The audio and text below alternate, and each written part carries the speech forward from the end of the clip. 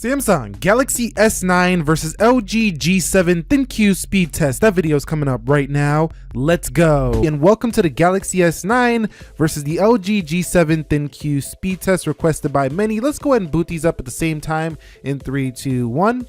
And see which one does get there first. Now, keep in mind, this is a super fair comparison here because both are the Android platform and both have the same exact internal specifications. We're talking about a Qualcomm Snapdragon 845 on both devices, an Adreno 630 GPU, and both are rocking out with 4 GB of RAM. And the LG G7 thinq says, "Not today, Samsung. I take the win on the boot up." So the LG G7 with the faster boot up time. Okay guys, so they both have fingerprint scanners on the rear in about the same place. The Galaxy S9's is a little bit closer to the camera, so I find it a little bit less separated, a little bit harder to press.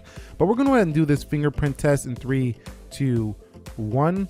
And you can see the LG is quicker, and I tried this before the video. It's pretty much quicker every time than the Galaxy S9 here when it comes to getting into the phone, but it's not too much, but it definitely is noticeable.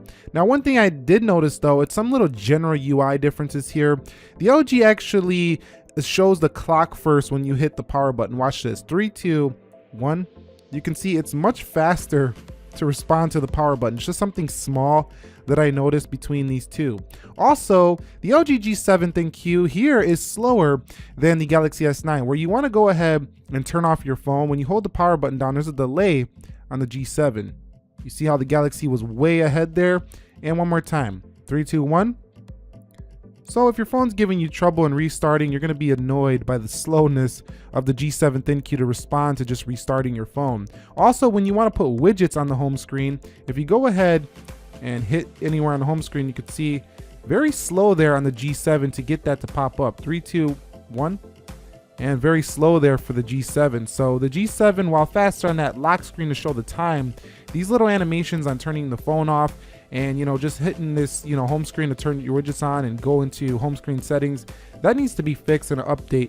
If you're watching this LG, you need to fix that because it's really slow looking here on the LG G7. Okay, so for the software version, Android 8.0.0 Oreo for the Galaxy S9, which has been receiving security patches as well, but this phone has been out longer, and at the time Android 8.1.0 was basically just coming on the scene, but LG has 8.0 as well here. But when they launched this phone, 8.1 was already available, so this is a little more disappointing that the G7, being the newer phone, didn't at least ship with 8.1. We could wait on it for the S9, but at the time, this is a passable software. But LG, come on, you got to put the latest version when it comes out. And I'm not trying to sound like I'm being one-sided here. They both have the same software version, but LG had a chance to put 8.1 because it was already out for quite a time when this phone came out. But both these rocking the same version, so it's a pretty fair comparison in software. Okay guys, so we've arrived at the application portion of the speed test. You can see everything is closed out now on both devices, and scrolling through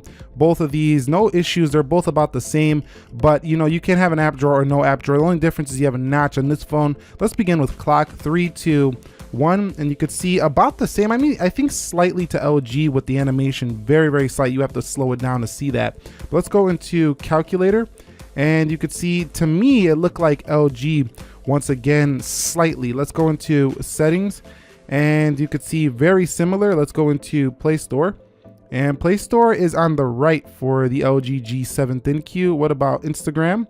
You could see Instagram loads first for the LG G7. See, scrolling through, it should be very equal performance. I mean, they're both rocking the same CPU here on both devices. Let's go into Twitter. 3, 2, 1, and let's see which one can open Twitter first. That's the LG G7 thinq. Let's go into Snapchat, and you can see G7 ahead there. Let's go into WhatsApp. You can see G7 just a little bit. Let's go into YouTube, and you can see that one's about even on both. So you can see that, Samsung has made great improvements to TouchWiz, but maybe the G7's speed is a little bit better so far. Let's go into Prime Video, and you could see G7 ahead there once again. Let's go into eBay, and you could see eBay is first. Actually, yeah, that was the G7 again. Let's open up this laptop. G7 again. So maybe the animation is just a little bit slicker for the G7. Let's go into Amazon, and you can see G7 again. Let's go over here to this little helmet or whatever.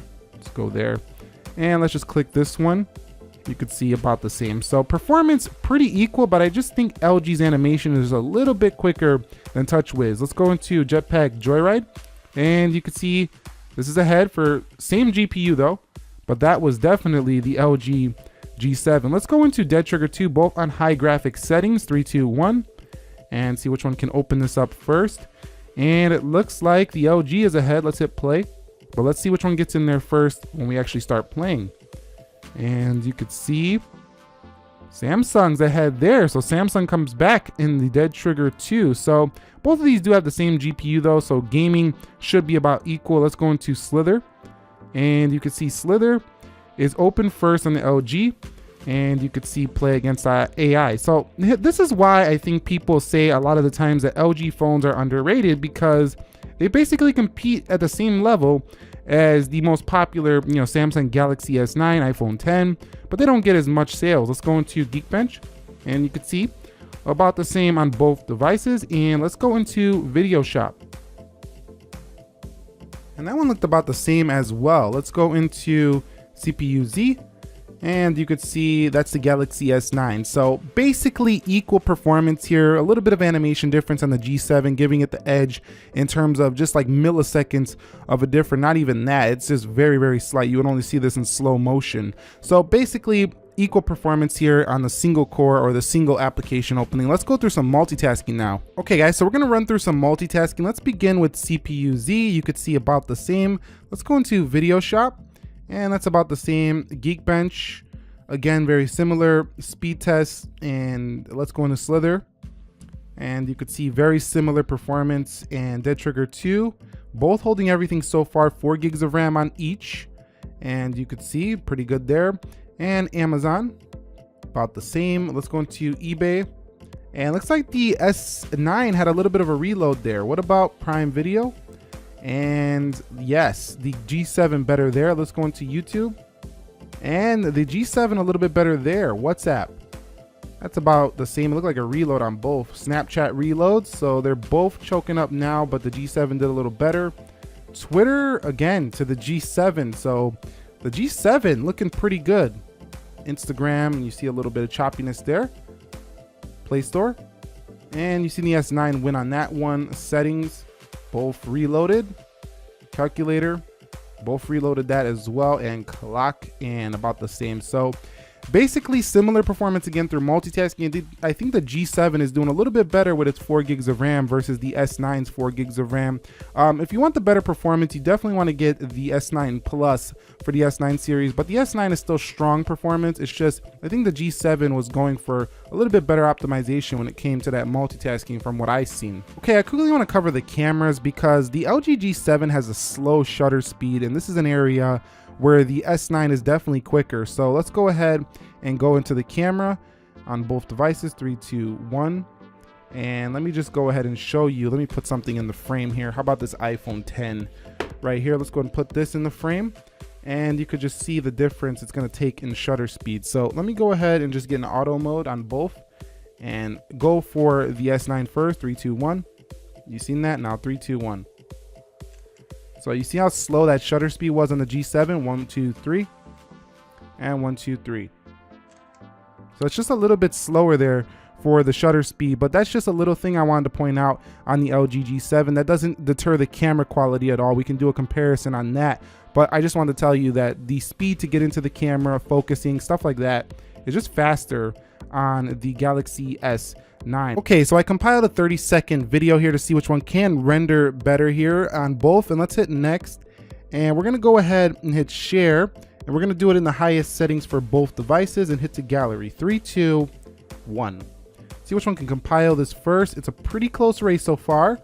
Looks like the Samsung might be ahead, and that's the Galaxy S9 for the win. So the S9 might be the faster phone to render out your videos. Let's go ahead and run a Geekbench right now, and I'll be back when the final scores are in for both gadgets. Okay, so we have our final scores, and the LG G7 thinq with the win on both. So this is a win here for LG and Geekbench. So if you care about that, that's your winner. So we have arrived at the conclusion of this speed test. I think the LG G7 is a little bit of a faster phone than the Galaxy S9 on, you know, certain applications, but I think it's slow in certain UI elements. So I think LG needs a few updates, but then it will be a little bit quicker feeling than the Samsung. But the Samsung has rock solid performance. I just think TouchWiz animations are slightly slower, and the Geekbench is basically identical, slightly better for the G7. So basically what you have here is equal performance phones, but you're gonna have to decide on other areas, like do you want the wide angle camera, do you want the compact big screen LG G7, or you want the compact Galaxy S9 with no notch on it. There's other factors. So if you want to see a should you buy Galaxy S9 or G7 thinq video where we discuss which one to get and all the factors around that comparison, go ahead and drop that down below. And if you found this one entertaining, informing, enjoyable, do me a favor, click that like button for me.